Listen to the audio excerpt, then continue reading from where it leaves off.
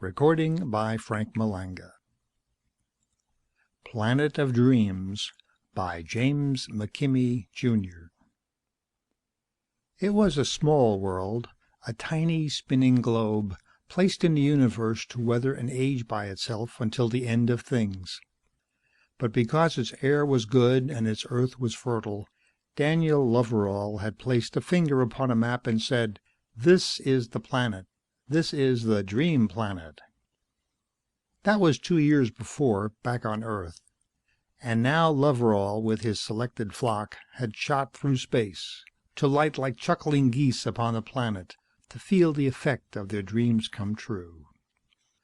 Loverall was sitting in his office, drumming his long fingers against his desk, while the name Atkinson ticked through his brain like the sound of a sewing machine. Would he be the only one, Loverall asked himself, or was he just the first? In either case, it was up to Loverall as leader and guiding hand to stop this thing and stop it quickly. Loverall stood up and put on his jacket, although there was no need for it other than the formality it gave his figure. He stepped out of his office into a clear, bright day, where the air was clean and fresh in his lungs, at once like frost and fire and sweet perfume. He walked along a winding path which was bordered by slim-necked flowers and a short hedge whose even-clipped lines were kept neat by tireless robot hands. Trees pointed to a blue sky rocking and fluttering their leaves in a soft breeze, and glinting metallic houses lay peacefully beyond in wooded hollows and upon slight hills. A whole small world was before his eyes, set there upon his direction, maintained by himself with the help of a dozen complex machines which lay locked and sealed in the maintenance room for only his fingers to touch. It was a busy life for Loverall, up at dawn to work until deep night, keeping his flock happy and free from spirit-killing labor. But it was a perfect plan, one which had been tested and turned in his mind for years. If he had to work hard to keep it running smoothly, that was all right. In fact, he had never been happier. Now, however, there was this business about Atkinson. Loverall was disturbed about that. He walked on, over the quiet path which would lead to the house where Atkinson and his wife lived. Loverall smiled, in readiness for any happy face that might appear before him, to greet him, to show with thankful eyes appreciation for his wonderful world. But that, too, brought thoughts that were a bit disturbing. Lately there had been few such faces. Most of his flock no longer seemed to care about walking along the cultivated paths, or smiling, or nodding, or touching a leaf here or a flower there. They preferred, it appeared, to remain deep inside their houses, as though they might have become tired of the soft perfection of Dream Planet, as though they might have become weary of quiet woods and sweet bird music or a sky which was always blue. Loverall shook his head as he walked, puzzling out his thoughts. It was strange, but nothing to worry about, certainly. Just this business about Atkinson. That was his only worry. He came slowly up a hill, the top of which held a low, curving house, with a silver roof and wide, sweeping windows. There were yellow and blue and deep red flowers skirting the sides of the house, and green ivy grew thickly between the glistening windows. The lawn, dotted with small leafy trees and round bushes, sloped down from the front of the house, looking like a carefully arranged painting. Loverall pressed a button beside a shining door and waited, smiling through his pale blue, kindly eyes. Mrs. Atkinson appeared after several moments and stood blinking at him. She was a thin woman, who seemed to have gotten even thinner, Loverall noticed. She was working her fingers at the neck of her dress. She smiled, but her lips wavered. "My dear," Loverall greeted her in his soft voice, showing the goodness in his eyes. She nodded her recognition, opening her mouth without speaking. "May I?" said Loverall finally, waving his long fingers toward the living room. "Oh, yes," said the woman. "Of course, Mr. Loverall." And as she spoke, Loverall had the impression she might suddenly begin crying. Loverall followed the woman into the house, noticing all over again the precise way everything had been arranged. The rug was soft beneath his feet, and the light came in through the windows in such a way that it too became soft. The furniture, molded to hold a human body most comfortably, rested about the room in perfect efficiency. "Your place is so lovely," Loverall said, out of his old habit from Earth, but his words seemed to ring strangely in the quiet because it was his own arrangement, like all the other rooms on the planet. And Mrs. Atkinson, standing thin and nervous before him, had nothing, after all, to do with it. The cleanliness was the work of his robot machines, the planning his own. It was like complimenting himself. He cleared his throat and stood, smiling his most benevolent smile to reassure Mrs. Atkinson. "Ah, my dear, is George about?" Again the woman's hand skittered to her throat. "He's not ill, surely?" Loverall asked, although this too was silly, because foods selected and prepared for utmost nutrition, packed and frozen to be doled out in weekly quantities, purified air, disease-killing serums, simply written folders on exercise, and of course Loverall's own philosophies of quiet, peaceful living. All of this guarded well the health of Dream Planet's flock. The woman shook her head. "No, George is fine. He's just sleeping, I think." "Rest is nature's finest tonic," said Loverall, and hearing his voice, thought suddenly there was hardly anything he could say any more that might not sound a bit out of place in this peaceful world.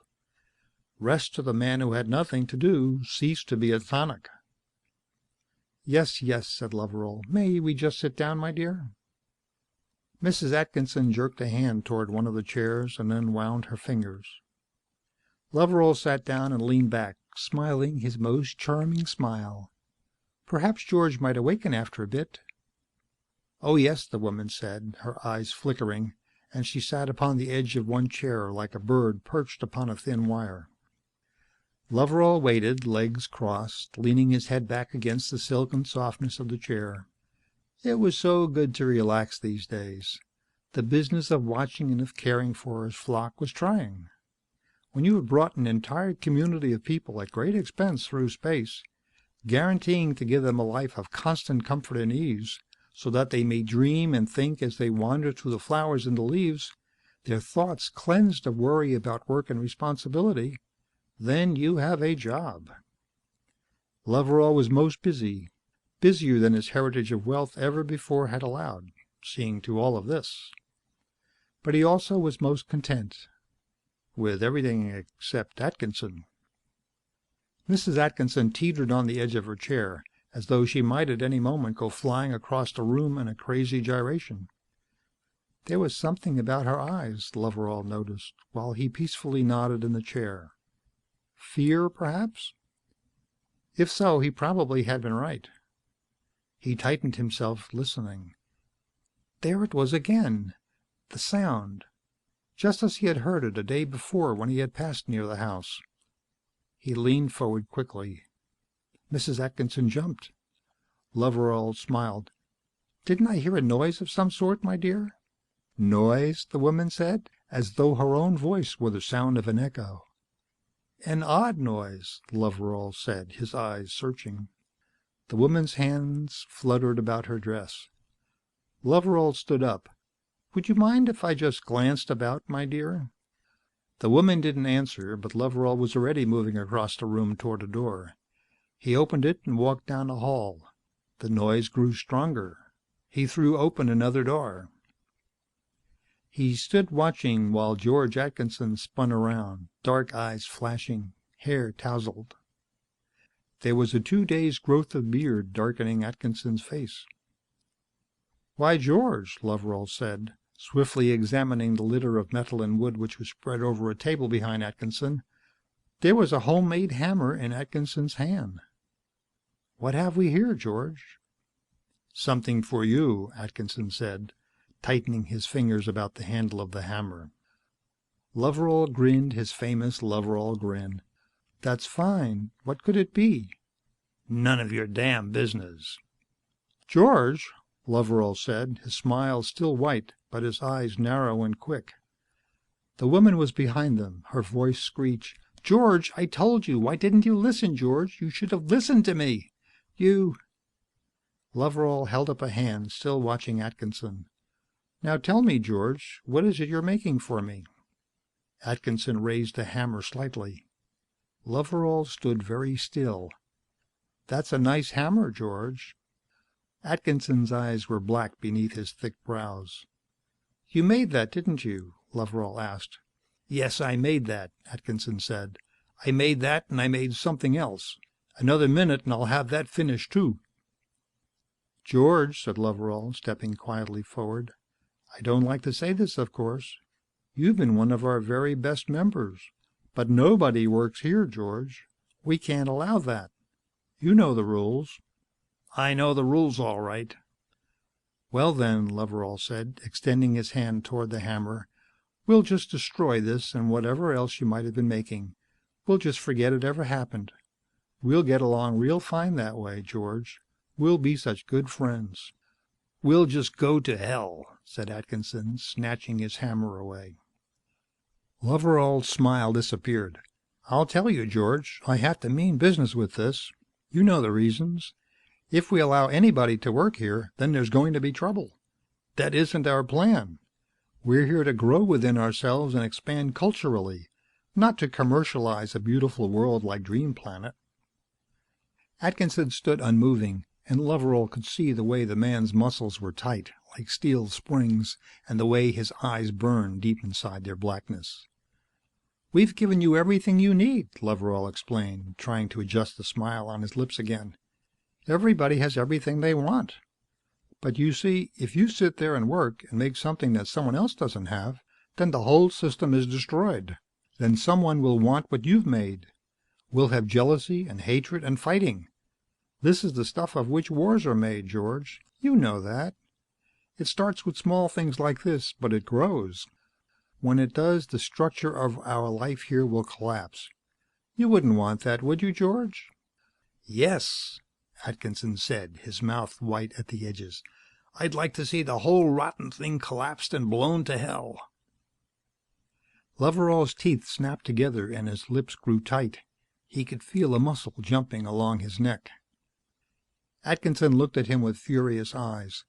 "What do you think it's like living this way? You're busy working 24 hours a day while we wander around this damned prison like the breathing dead. You can feel sweat and aches in your bones from a hard day's work. Sleep is like medicine to you, instead of another stretch of torture. You can forget your own brain for a while by doing something with your hands. You can relax because you can get tired. Not us, by God. Not us."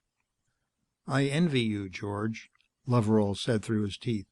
"Oh, like hell you do. You treat us like we were helpless infants.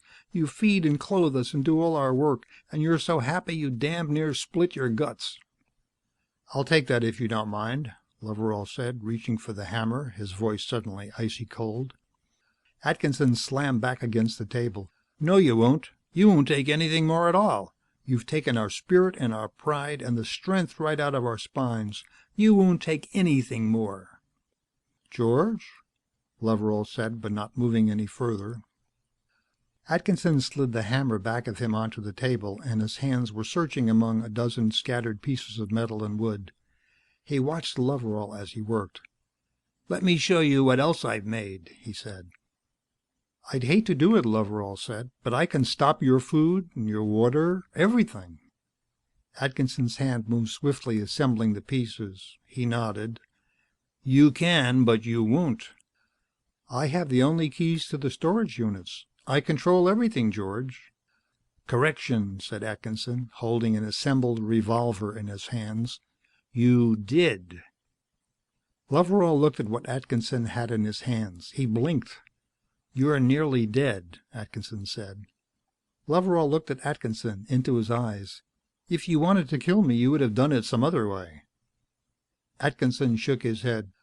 "Just this way. Just with something that took me dozens of days and nights to make. With something that made me sweat and swear to get. It was difficult, with no tools or proper materials, but that made it all the better. Now I've got it finished," he said, pushing a bullet into the chamber. and ready to use. Loveral stood frozen. Then he turned. "My dear," he said to the woman, who moved her mouth as though her voice had been pumped out of her. He reached to touch her shoulder. She recoiled as though his fingers held poison. "George," he said, turning back to the black-eyed man.